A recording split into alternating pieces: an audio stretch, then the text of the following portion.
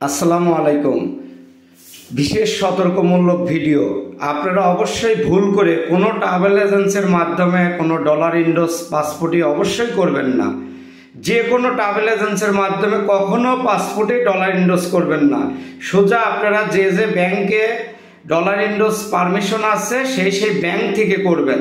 যে কোনো ব্যাংক থেকে করবেন, আপনি নিরাপদ থাকবেন। দেখেন আজকে একটা মানুষ কি বিপদে পড়ছে। সে ভুয়া ডলার ইনভেস করে ইন্ডিয়াতে গেছে, তাকে কিন্তু ইমিগ্রেশন থেকে ধরা পড়ে কিন্তু তাকে 45 নম্বর পেজে দেখেন তাকে রিজেক্ট করে পাঠায় গেছে বাংলাদেশে। সুতরাং আপনারা সতর্ক থাকবেন।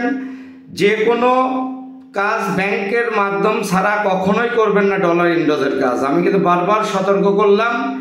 অবশ্যই ট্যুরিস্ট ভিসার কোনো আপডেট নিউজ আসার সঙ্গে সঙ্গে আমি পরবর্তী ভিডিওতে ইনশাল্লাহ আপনাদেরকে জানাবো। আসসালামু আলাইকুম।